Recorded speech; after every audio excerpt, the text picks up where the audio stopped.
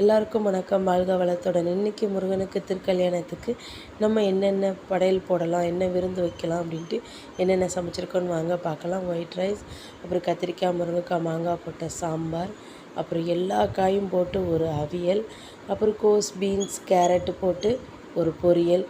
இவ்வளவும் செஞ்சுட்டு கல்யாண வீட்டில் குருமா இல்லைன்னா எப்படி அப்படின்ட்டு பட்டாணி உருளைக்கிழங்கு போட்டு ஒரு குருமா, அப்புறம் ஒரு பருப்பு வடை கொஞ்சம் சின்னதாக தான் போட்டிருக்கேன், கொஞ்சம் பார்த்து அட்ஜஸ்ட் பண்ணிக்கோங்க.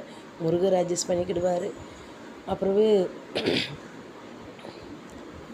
கொஞ்சம் உளுந்த வடை வச்சுட்டு பாயாசம் வைக்கலன்னா எப்படின்னு பால் பாயாசம் வச்சாச்சு. சேமியா பாயாசம் பால் ஊற்றி.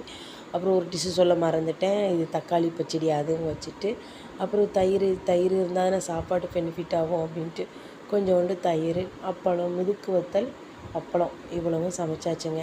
இப்போ முருகருக்கு நம்ம பூவெல்லாம் போட்டுட்டு ஒவ்வொன்றா சேர்த்து நம்ம எல்லாத்தையுமே படையல் போட வேண்டியதுதான். படையல் போடச்சில கொஞ்சம் சந்தோஷமாக இருந்துச்சு. ஏன்னு கேட்டிங்கன்னா, முருகரே நம்ம வீட்டில் வந்து சாப்பிட வந்திருக்காரு, தலவாழை இலை போட்டு அவருக்கு நம்ம பரிமாறுறோம் அப்படின்னு நினைக்கச்சில ரொம்ப சந்தோஷமாக இருந்துச்சு.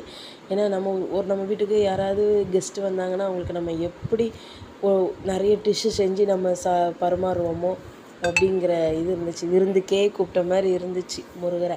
அவ்வளோ சந்தோஷமாக எல்லாத்தையுமே வச்சு எல்லாத்தையுமே பரிமாறிட்டேன். எனக்கு அது ரொம்ப ரொம்ப சந்தோஷமாக இருந்துச்சு. ஏன் விரதத்தை நல்லபடியாக ஏற்றுக்கிட்டாரு அப்படின்ட்டு எனக்கு ஒரு நம்பிக்கையும் வந்துடுச்சு. ஏன்னா அது ஒரு நிகழ்வு நடந்துச்சு, அதை உங்ககிட்ட சொல்கிறேன். அப்புறம் சாமிலாம் கும்பிட்டுட்டு திருக்கல்யாணம் பார்க்கணும் அப்படின்ட்டு வீட்டில் படையல் போட்டு சாமி கும்பிட்டுட்டு பக்கத்தில் இருக்கிற முருகன் கோயிலில் திருக்கல்யாணம் நடந்துச்சு. அது நல்ல திருமாங்கல்யெல்லாம் எடுத்து கேட்டாங்க. ரொம்ப ஓமகுண்டெல்லாம் வளர்த்து நான் இந்த வட்டம் தான் ஃபஸ்ட் டைம் பார்த்தேன். அதுவே ரொம்ப சந்தோஷமாக இருந்துச்சு. ஒரு நிகழ்வு நடந்துச்சுன்னு சொன்னோம்ல, அது என்ன நிகழ்வு அப்படின்னு பார்த்தீங்கன்னா, குரல் கொஞ்சம் சரியில்லாமல் இருக்குது, கொஞ்சம் அட்ஜஸ்ட் பண்ணிக்கோங்க. அது என்ன நிகழ்வுன்னு பார்த்தீங்கன்னா, திருமங்கல்யம் கட்டி முடிஞ்சோடனே நம்ம இந்த பூப்பந்து விளாடுவாங்கள்ல, பொண்ணு மாப்பிள்ளையை மாற்றி ஐயர் அப்படி விளாண்டுக்கிட்டு தூக்கி எறியச்சில் 3 வாட்டி தூக்கி எறிஞ்சாங்க. அது அப்படியே என் மேலே தான் வந்து விழுந்துச்சு. அப்போ முருகர் ஆசீர்வாதம் கிடச்சிருச்சு.